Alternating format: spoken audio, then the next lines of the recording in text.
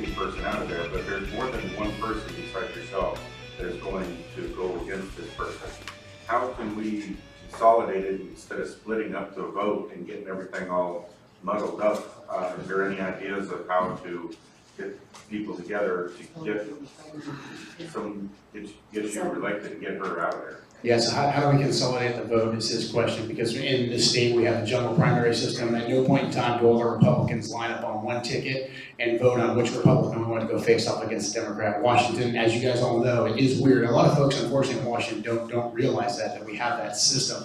So about a year ago, after Jamie, or more than a year ago at this point, after Jamie cast her impeachment vote, there was a handful of us that threw our names in the hat and said, hey, we're going to go after Jamie Herrera Butler. We all privately and publicly agreed that whoever Trump endorsed, the rest of us would rally behind in an effort to consolidate the Republican Party. So on the stage at Clark County Candidate Forum, myself, Heidi St. John, and Wadi Accord made that pledge. We said whoever Trump endorsed, the rest of us would drop out, rally behind, so that we, the people, could overthrow the establishment. So worked as hard as I could, got the Trump endorsement by September, so 6 months of hard work. Everybody had not had the ability to influence Trump's decision making. All of us had a different line into the Trump world. I was honored to receive President Trump's endorsement, but I can tell you right now, had I not gotten Trump's endorsement, I would not be sitting here right now. Wadi Accord, he's a man of his word, fellow veteran. He immediately dropped right out like he said he would. Unfortunately, Heidi St. John decided to stay in the race, and she spends most of her time attacking me, which, hey, it is what it is. It's politics. Right now, according to every independent poll that's been done in the district, I'm leading against Heidi by double digits, but then also I'm beating Jamie Herrera Butler. The problem is, though, with other people getting into the race, every point does really count. Jamie right now is 100% relying on corporate special PAC money, special interest group money. She takes money from Johnson & Johnson, from Big Pharma, from every single major corporation that's benefited from shipping our jobs overseas, benefited from the pandemic.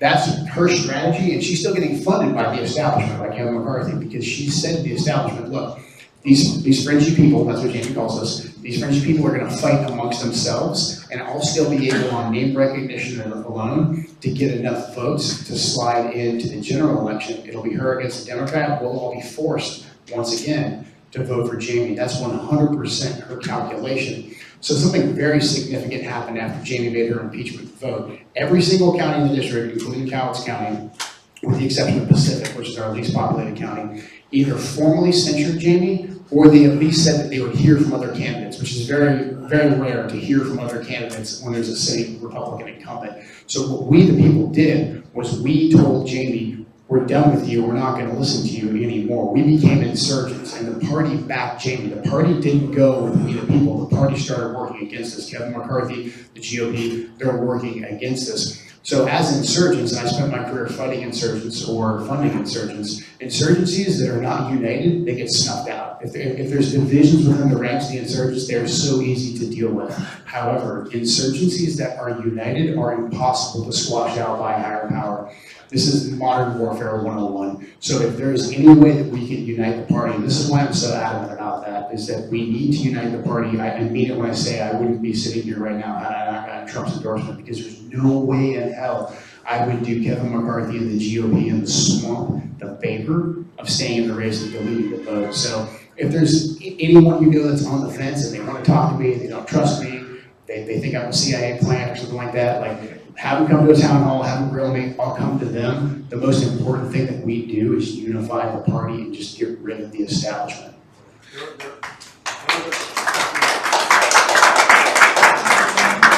was a guy in New Jersey from the GOP, and I think he had like $800 in his campaign. He was a truck driver. Yep. And he upseated some guy that had been there forever. So I don't know if you guys ever called his office to figure out what he did right. He unified the party.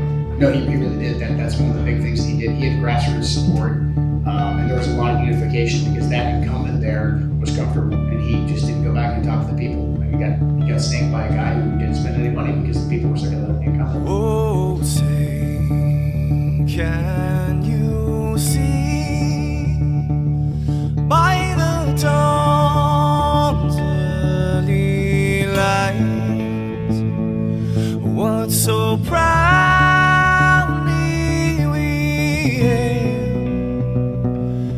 at the twilight